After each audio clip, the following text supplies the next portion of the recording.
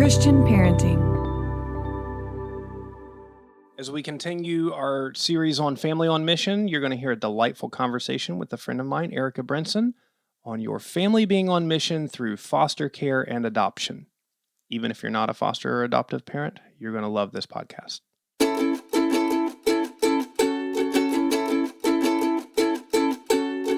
For the people that have a heart for foster care but know that it's maybe not their time or ever going to be their time to open their home, there's so much you can do. Check in on those foster and adoptive parents, especially the ones who are not telling you that they're struggling, because they probably are. I think any person who has fostered or adopted is struggling. So I think just checking up on people, not asking them what you can do to help, but just saying, I'm sending dinner this week. What day works best for you? That's great. Things like that is something anybody can do that.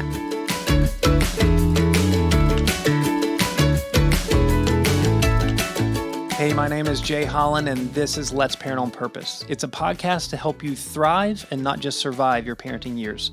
Each week, I'll bring you an insight or an interview that will help strengthen your marriage, your family, or your personal walk with Jesus. And if you find it helpful, I encourage you to subscribe, share it with your friends, and you're welcome to go to letsparentonpurpose.com to find all kinds of past articles, issues, and resources to help your family.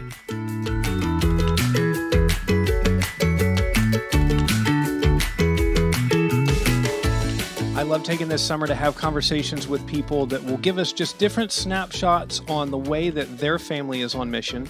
And I hope as you listen, number one, I hope that you don't feel crushed by the weight of what everybody else is doing and how you're not doing it. That is absolutely not the intent of this. The intent is to encourage you and to capture your imagination that God has a mission for your family to be on together.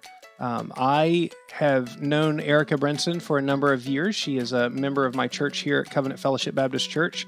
She and her husband, Richard, have adopted 4 children, and she is a delightful young lady who has also started a foster care and adoptive support group on Facebook, as well as our local Treasure Coast Foster Closet. Hey, as you listen today, I want to encourage you, even if you don't have foster children, you never plan to have foster children, that there's something in here for you. There are ways that you can help support. And as a matter of fact, if everybody became a foster parent, I think they would all drown. So for every, I think of it like the Air Force. For every pilot, I think there's like 50 support crew for each airplane in the Air Force, at least 50 support crew. And in the same way, for every family that gets involved in fostering and adoption, they need a team behind them. And so by you listening to this podcast today, maybe the Lord's calling you to a foster or adopt. Maybe you're already in there, and it's encouraging for you to hear that other people feel like they're miserable human beings as they're in the process. Or maybe you hear ways that you can serve those around you that are involved. If you are a regular listener to this, then you'll know this already. But if you're new to the podcast, I want to also let you know that I put out a weekly email called Things for Thursday that shows, that lists the links and highlights from each week's podcast, as well as things that I've found to help you in your marriage, your parenting skills, and your personal discipleship, or they're just funny. You can get that by texting the word THINGS, THINGS, to 66866. That's THINGS to 66866.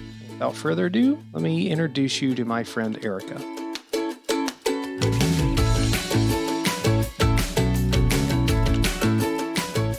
Ericah, it's so nice to have you here today. Welcome to the podcast. Thanks for having me. Yeah. So you have been a part of our church here at Covenant for how many years now?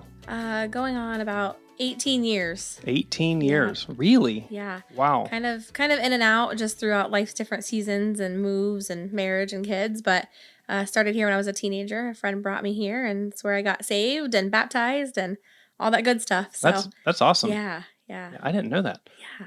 And so now you're married, and how many children? 4. 4 children. Yep. Okay. So, and as you know, we are doing a series on Family on Mission, and you guys have had a very unique mission that the Lord's put on your heart. Yeah. How is your family unique from other families? So all of our kids are adopted from foster care. So that's kind of the one thing that sets us apart from any other family that we really know. I think I know one other family that has no biological children and 4 adopted children. So that kind of makes us a little different. Okay, so what got you into fostering and adoption? Was that something that your family was a part of when you were growing up? No, honestly, I didn't know what foster care was. My husband and I got married, and shortly after, we talked about wanting to start a family, and we knew it might be a struggle because I have some health issues that make it difficult to get pregnant. We started trying to create a family, and it was not happening. We were kind of at a crossroads where we knew we had to either pursue medical treatment and try to make it happen that way, or explore adoption. And we just felt it on our hearts that adoption was the route for us. And not that adoption is a cure for infertility by any means. I never want to give that impression. We just felt for us that that was the right step for us to take.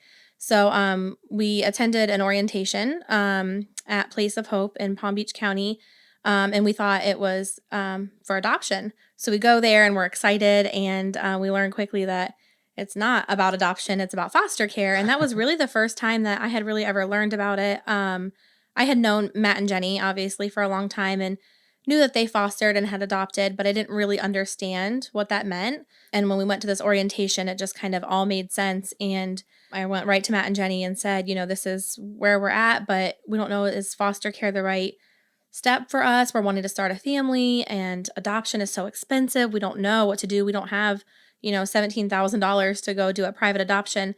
And I just remember Matt telling me, if you're wanting to grow your family, then foster care is not what you need to be doing. You need to do a private adoption because foster care, you want them to be reunified with their family. So we learned really quickly at that point that the next step for us was, to try to figure out a way to fund a private adoption. So that's kind of where that led us. But we knew from that moment that we were at that orientation that at some point in our future, we were going to foster because hearing those stories about these kids with nowhere to go, babies sleeping in CPS offices and, not even having enough homes to take them, just, once you know that kind of stuff, you can't unknow it. So we knew from that point forward that foster care would, we would eventually be doing that.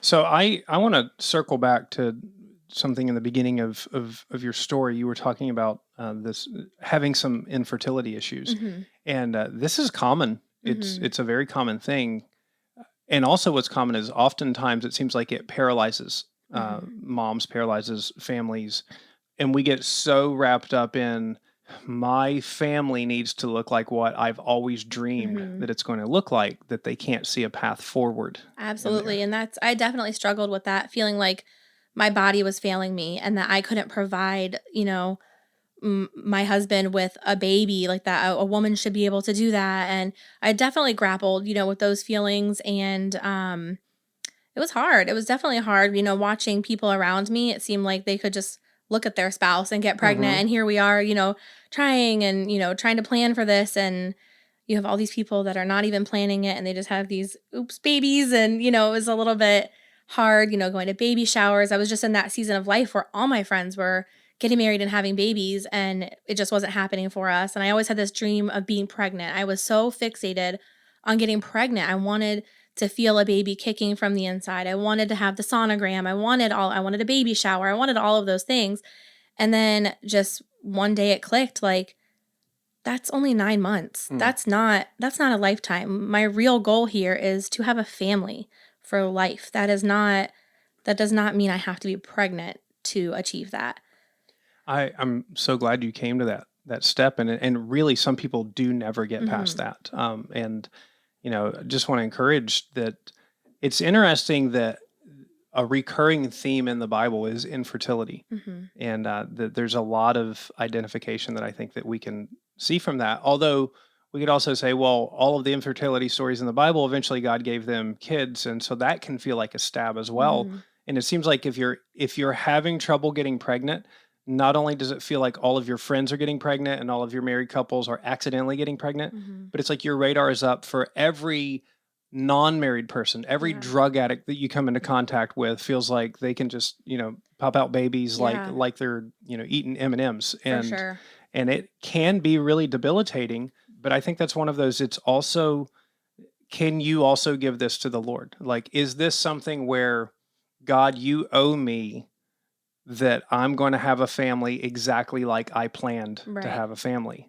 Right. And the reality is, even if you have children biologically, even if you have them in that way, it's never going to go exactly like you planned Right. it. Absolutely. And just because they're your kids doesn't mean that they're not complete train wrecks, Yeah. and doesn't mean that they don't have issues and brain issues and health issues and Yep. everything else. So I think just learning to die to yourself at the front end of that is really healthy. And Yeah. especially healthy is then you get into foster and adoption when nothing goes according to Yeah. plan. And God definitely had to soften my heart for that because it did feel like, how come they get to? Hmm. How come they get pregnant by someone they don't even know their name? They have no idea who the person is. One of our kids, we have no idea. She Mm. just says, I don't know. So, it was hard to come to terms with that.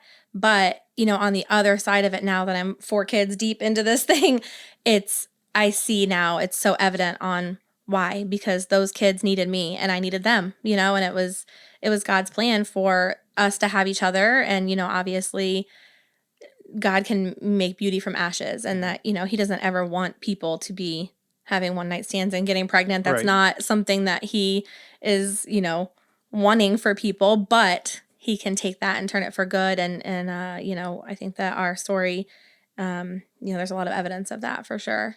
And it seems like those typically who get involved in fostering and adopting have at some point experienced, whether it's infertility or something else, that at some point have experienced some pretty tremendous loss Mm-hmm. in their life, which obviously when you're going through feels like the last thing on earth that would be helpful to you. Right. But then you realize like you're taking in children who have experienced loss beyond imagination. And Right. so your ability to in some way relate to that and identify that, Yeah. things don't go like you want them to go Yeah. becomes And I really think, helpful. with us, infertility was our cross to bear, so to speak. And that was the traumatic experience, or, whatever you want to call it, for us to be catapulted into this calling. We never would have probably chosen it if we had gotten pregnant biologically.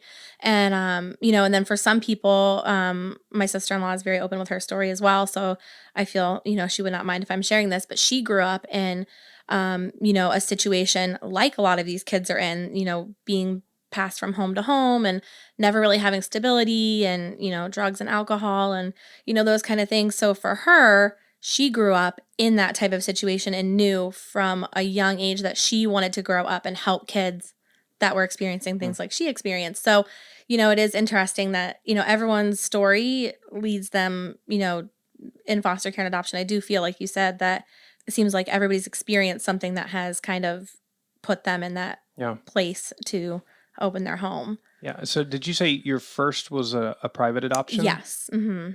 And then from there, we adopted him. He was only a month old when he came to us, and that was kind of a miraculous. Lots of miracles along the way because, like I mentioned in the beginning, we didn't have $17,000 laying around, to pay for that. So we had to do lots of fundraisers, massive garage sales, and just all kinds of really hard work to raise that money. And God was so faithful, and just so many miracles and providing financially for us that way, that we were able to pay for that.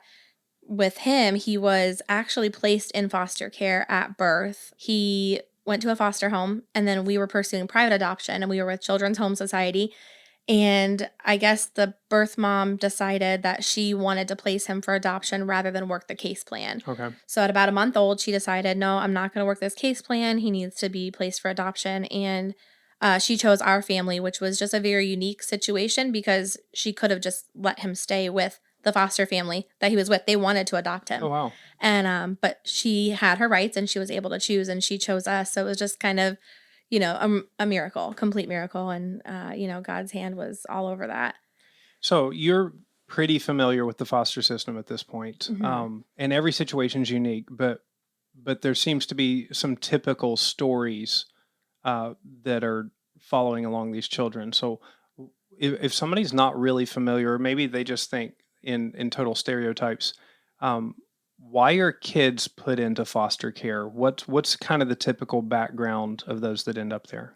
I'd say, the most common thing that I've experienced is definitely substance abuse and, neglect. And obviously you have, physical abuse and sexual abuse and that kind of thing, homelessness, those sort of things. But I would say the overwhelming number seems to be the substance abuse. And it's really hard not to, when you first go into it, not to judge, not to be like, how could you choose this over your kids? Like, how can you pick drugs over that? Like, that just makes no sense to my brain, someone who doesn't struggle with addiction.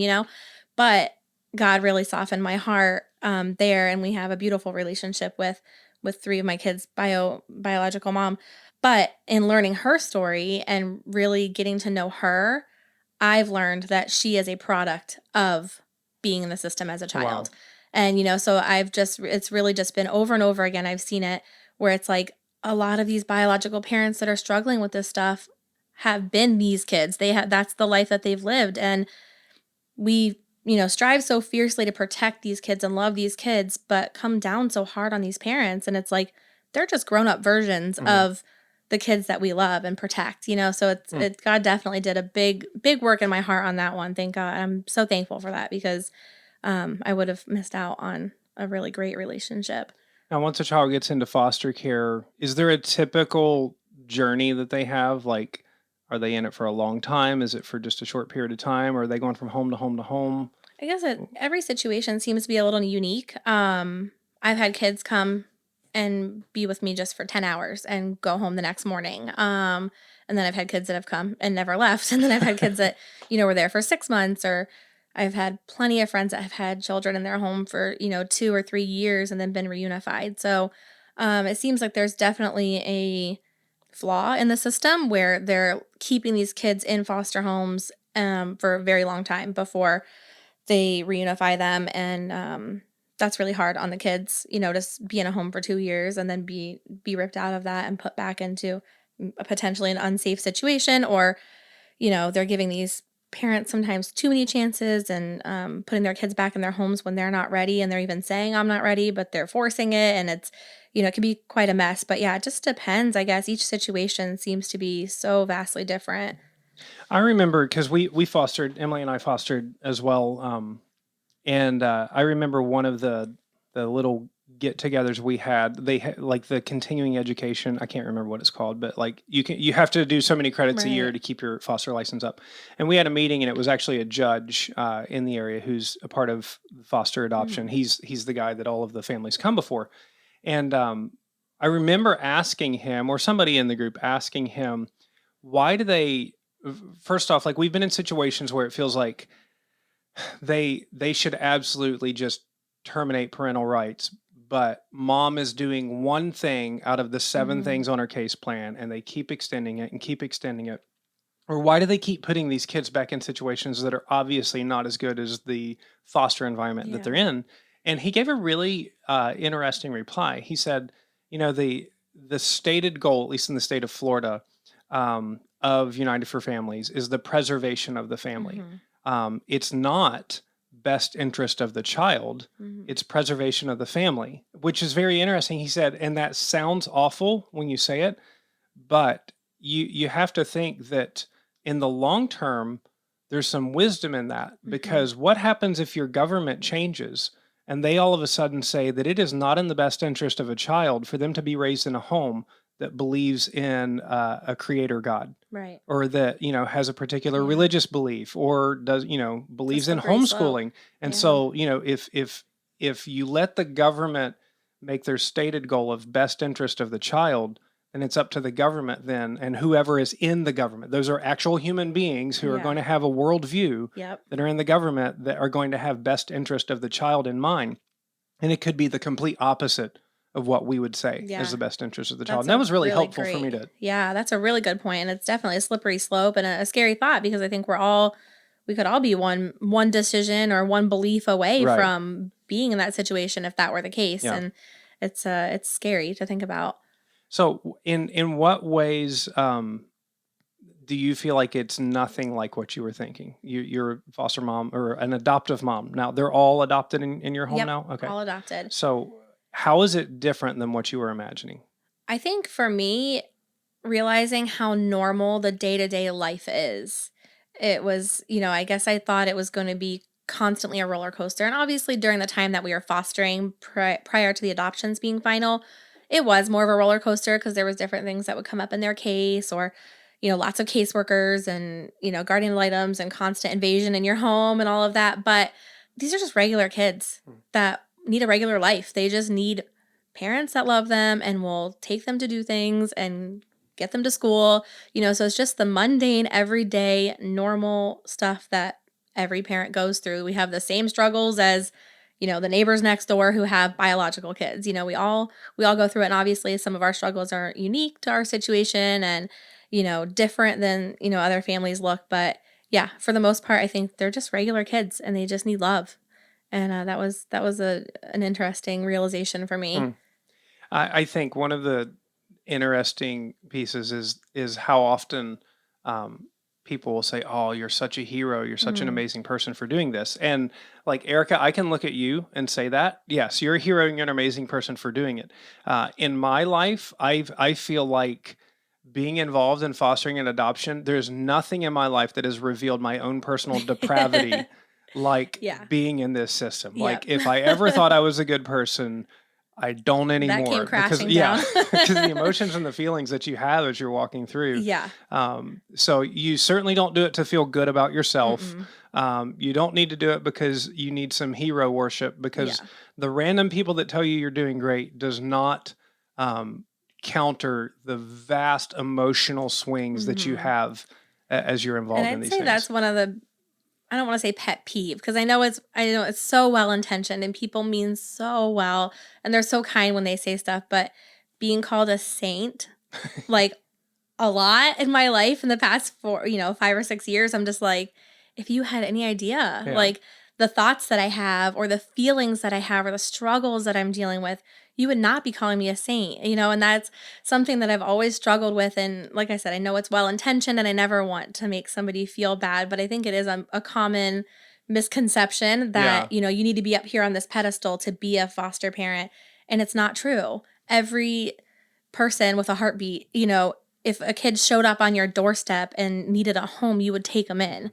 And we just decided to sign up to be that doorstep, basically, Well, let's help you theologically with that. So you are a saint because you have put your faith in Jesus. And so when God looks at you, he sees Jesus as righteousness. And Well, so that. you absolutely are the definition of a saint, but not because you're a foster mom and correct. not because you're an adoptive mom. Yeah.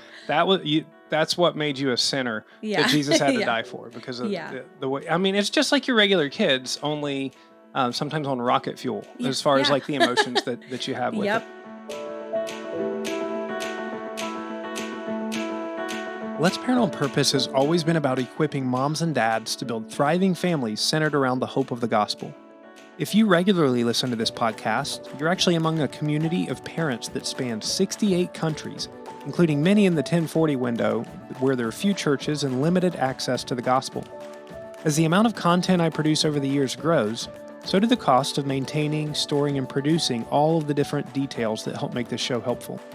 If God has put you in a place where you might be able to help a little bit and support this work, would you please consider going to letsparentonpurpose.com/support and either giving a one-time gift or becoming a regular supporter through Patreon? If you're not in a good place to support the show, that's fine. I pray you continue listening, growing, and sharing it with others. That's it. No hard push.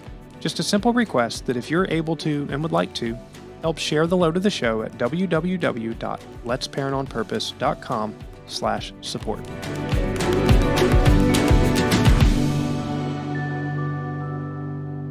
Okay, there's going to be people listening.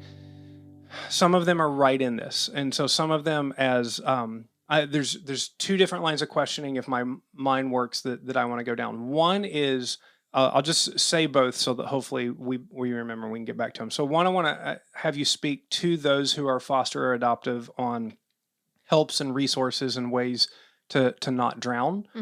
The other is let's speak to families that are pretty sure that actually taking in a child for fostering and adoptive long-term is not their thing, but they're tender to the commands of Scripture that say that pure and undefiled religion is caring for the orphan and widow in their distress, and so how they might be able to help. So first, let's talk to those adoptive moms, adoptive dads, foster moms and dads. You have felt like you're drowning before. Yes, very many times, and that's a great question. I'd say for the people that are in the trenches, it gets better. And you need to reach out and let people know you're struggling. Be vulnerable. Do not be afraid to say, I need help. I don't know what that looks like right now. It's okay if you don't know what it looks like. Just put it out there and people will step up.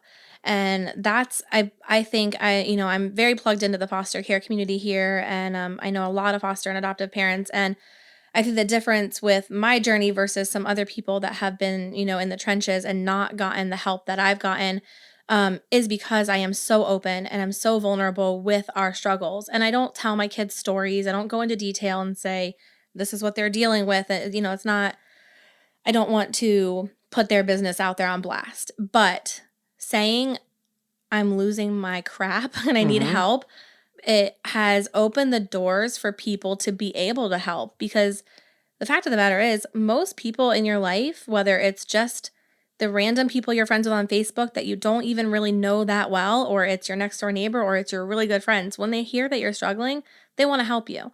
And giving them a tangible way to do that, I think, is key. And because I have been so vulnerable and so open with our story and our struggles, we have had just the most incredible amount of support. Whether that's meals showing up at our house or, just people checking in on us, random boxes of paper plates showing up on our doorstep. I mean, it's just, there's so much, offers to babysit, just all these different things that people feel led to do when they know that there's a need.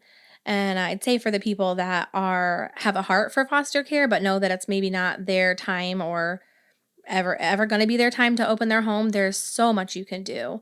Check in on those foster and adoptive parents, even the ones, especially the ones who are not telling you that they're struggling, because they probably are. I think any person who has fostered or adopted is struggling. There's just it's always going to be there. Yeah, so I think just checking up on people, not asking them what you can do to help, but just saying, I'm sending dinner this week. What day works best for you? That's great. Yeah, I think though, things like that is something anybody can do that. Yeah, and I think as well, the need for you as a foster mom and dad to get dates, or adoptive mom and dad to get dates.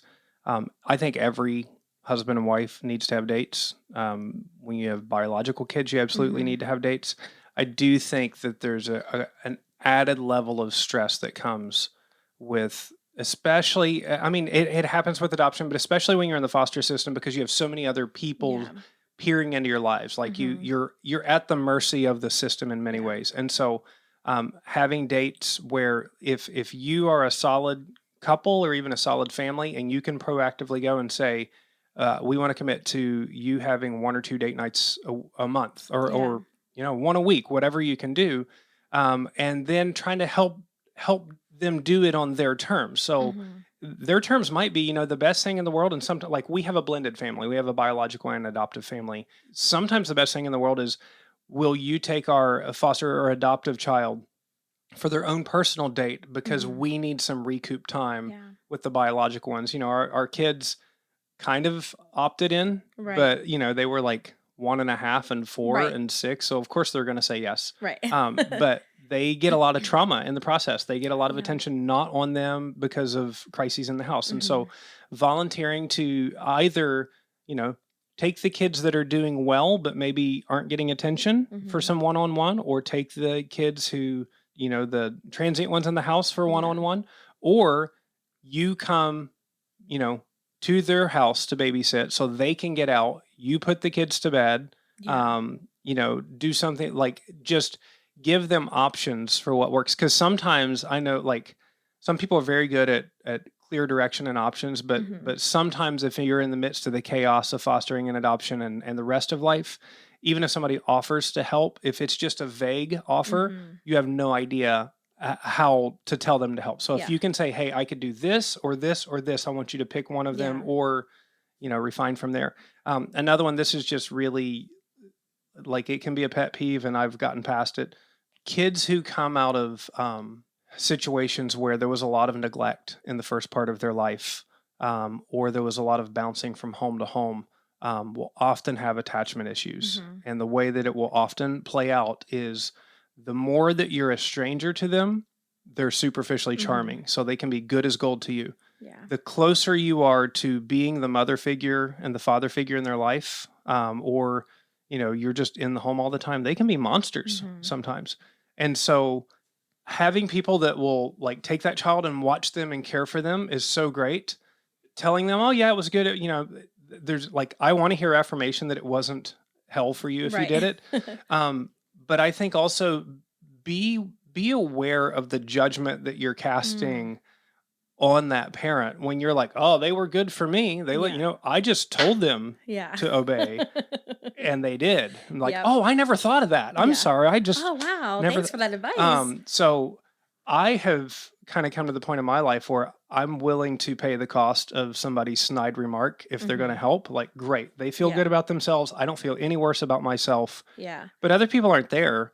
And it can be a real deflation, For especially I think sure. to a mom, because a lot of the attack Yeah. happens on the mother figure. For And so sure. I don't know if that's something that you've experienced in your life as well. Yeah. Yeah. Definitely. Yeah. It's that can be really challenging because when you are, especially when you're in the trenches and you're in that thick of it, where it's just every day it's a struggle just to want to keep going and you just want to throw the towel in and you want to give up and say, forget it, I'm not cut out for this.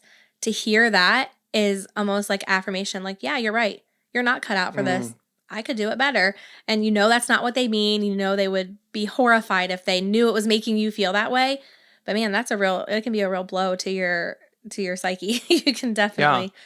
Sometimes my wife and I would have quiet little celebrations when our child was awful for somebody else. Like, oh, Like you finally oh, see that's it. too bad. I'm really Yeah. sorry. Yeah, no, I've been there for sure. It's, I would, and I think that is beyond just behaviors, but also just different mental health struggles or, diagnoses or whatever. It's like I knew something was going on with one of my kids from the second he walked into my house, basically.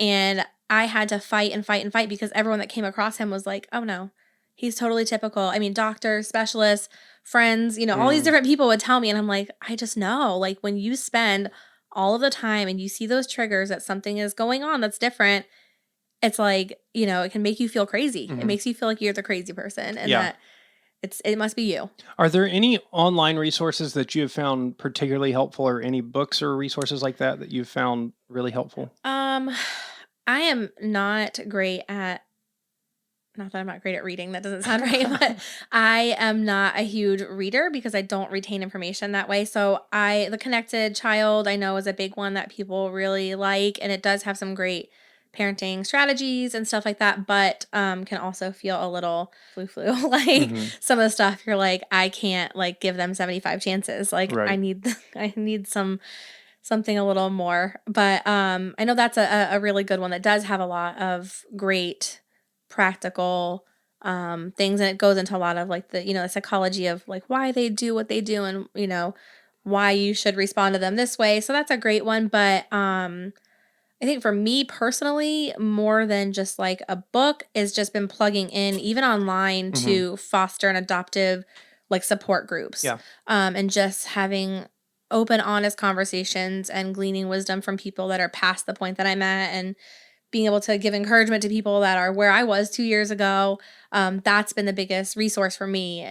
Just getting real life experience with people. That's great. Yeah, I kind of feel like Facebook in general is a complete dumpster fire, Hmm. but the groups, there's still a lot of gold in Yeah. those groups. When you get Yeah. a group of people that are around a commonality like that, there's just so Hmm. much support that can happen. Yeah. And somebody has been where you've been. Exactly. Like That's as unique as you feel like your situation yeah. is, somebody else has been. Definitely. And some things I'm like, is this related to trauma? Is this related to foster care? Or is this just how my kid is? Right. And being able to go to those people and say, this is what we're dealing with, and them say me too, or like, nope, never heard of that. It's just it can be definitely a blessing. And that was something that I really craved when I first started out on this journey, was a community of foster parents locally, because there wasn't a really tight knit community. So I created a group. I'm like, you know Hmm. what? This is what I need to survive this. So I created a group on Facebook, and we've got, I think, around 200 people in there. And it did create this community where now people do play dates and they offer respite care for each other and advice and resources for insurance and pediatricians and specialists. So it's definitely like you said, it has some gold there that Is that a local group? it is. So, Hmm. so if you're on the Treasure Coast, Yep. what is it? It's Treasure Coast foster parent connections. Okay. And you also created something else. I love where, like, if you see a problem, let's just create the solution. You've created a foster closet as Yeah. well that has gone far beyond a closet at this point. Can Yeah. you explain about it? Yeah. In 2017, I was a couple years into the foster and adoption journey, and my sister-in-law and I decided to start this closet, so to speak, because there was always people offering us things. Because, like I said, I'm very transparent with our Hmm. story, so I would put it out there on Facebook. Hey, we're getting a baby, and I need a car seat. Does anybody have one? And the amount of people that were like, I mean, they would like flood to my house trying to drop stuff off because they were so excited to be able to help. People love a way to be able to help. And if you give them a specific, they'll jump on it. Hmm. I mean, I have had, I mean, hundreds of cases I could tell you that I have seen that just be true. And so that kind of started happening when we were saying our needs. And then it started, hey, do you know anybody that needs this? Do you know any foster families? I have this crib or I have this car seat or whatever. So, and then it started to become a problem where people were just dropping it off at my house without asking. And I'm like, overflowing with baby items and kid items. So we started this storage unit, and actually a woman from our church who I had only met one time in person and became friends with her on Facebook. We put it out there that we wanted to start this project. We wanted to have this closet, and she stepped up, her and her husband, and paid for a storage unit for an entire year for Mm. us. And I always get teased sometimes by people like, oh, you're friends with people on Facebook that you don't even really know. Like, why are you friends with all these people? But it's like that right there. It Yeah. was such a great, a God thing that he, put our stories together, and these people had, this money that they were able to give, and we had this idea that we wanted to go with. And so they paid for our storage unit, and we had just totes of like all these baby and kid clothes and items. And we quickly outgrew that little 10 by 20 storage unit. It was not air conditioned. It was quite miserable in the summer. And it became so overflowing with so many kid items that we knew we had to either make a move and get a real storefront where we had more space, or we had to shut it down, because it was to the point where one of our foster parent friends came to us and she said, I'm telling you this in love, but you need to either move into a store Mhm. or just stop, because it's to the point where the foster parents can't really even shop there because there's so much stuff in there that Mhm. when they open the door, it's like falling out at them. So she, let us know that it was time. So we took her advice and we got a store, and now we have a store where foster parents can come. They have 24/7 access, which makes us unique from any other foster closet type organization that we know of. And once they're, approved by us, we have to get a copy of their foster license. And then they are able to go in 24/7, because as you know, and I'm sure some people listening probably already know this, but when these kids come into your homes, it's often in the middle of the night. They're coming with the clothes on their back, if you're lucky, and that's it. And they don't really have anything else. Or they come with a bag full of stuff that's not in usable condition. Mhm. So we really strive for the things in our store. It's all gently used, donated by our community. And we really strive for the things in our store to be of utmost quality, so that these kids, when they come in there, they're not feeling like they're getting somebody's leftovers. That's great. They get to come in there and feel valued and special, and pick out whatever they want. And that's something where, again, if you weren't in a place where you can foster or adopt, what a great way to serve the community that you're in. And this is a great little local church project that any church could really start. Absolutely, yeah. There's, paying for, and when you're in the storage garage place, some churches have extra space Right. in their store. So what a great way to serve not just the people in your church that Yeah. might be involved, but the community in there. So Definitely. And volunteering at a place like that. Mhm. If you can't start it, it's not your gig to do that, then volunteering at a place like that is, hugely impactful as well. Yeah. Hey, you have been so helpful and so enjoyable to talk to. Again, this is a mission that requires the whole family to be Mhm. involved. This is not something where if it's on mom's heart or on dad's heart, if nobody else is on board, it will go very poorly. Mhm. But I think if you seek the Lord and pray together about it, you can change generations. Definitely. Like this isn't just something where you're helping a kid for a period of time. The Lord can, and even if you might have them for a couple of hours, like you said. You might think you're getting them forever, and it might be a week, but they can see what it looks like when a mom and dad love Jesus and there's a home that's safe, and that stuff sticks with them. It really Yeah. does. And so, what a great way to serve Jesus. And I think about I think it's Matthew 25, where Jesus says, like at the end when he's separating the sheep and goats, and he says, when I was hungry, you fed me. When I was naked, you clothed me. When I was thirsty, you gave me something to drink. And I tell you the truth, to the degree that you did it to the least of these, my brothers, you did it to me. And so you wanna serve Jesus, just taking one of these little kids that just needs some stable love in their life and do it. So, hey, let's pray for those listening, and thank you so much for joining.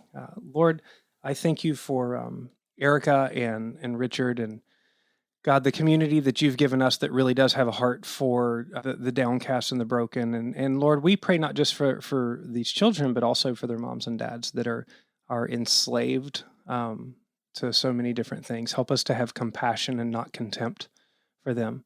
God, I pray for those listening, those that are in the trenches right now, whether fostering or adopting, Lord, that you would help them to remember it's not always going to be like this. Help them to reach out until they find the solutions and support that they need. And I pray that, Jesus, you ultimately would be their hope and their peace. And God, for those listening who are not at that point in their life, Lord, I pray that you would open the hearts and minds to some that they realize they could serve Jesus this way.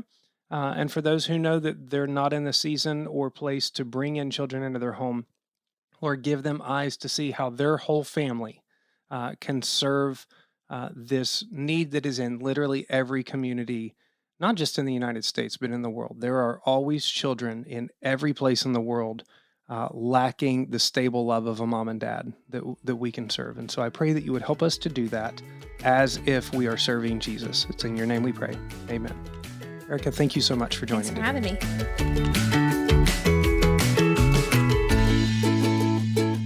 Friend, if you're still listening all the way to the credits, then I hope that means that this was a particular blessing to you to hear this podcast. If so, I want to encourage you to share it with somebody else that you think might be helped by it. You're welcome to go to letsparentonpurpose.com to find out more information about show notes, about past issues, all kinds of things to help your family. And I do want to say that Let's Parent on Purpose is a user-supported podcast. And if you would like to be a part of that, you can go to letsparentonpurpose.com, learn how to be a supporter through Patreon or through a one-time gift. Thank you so much for listening. Again, share this with somebody that you know needs to hear it. Remember that parenting is a marathon, not a sprint. And we'll talk to you soon.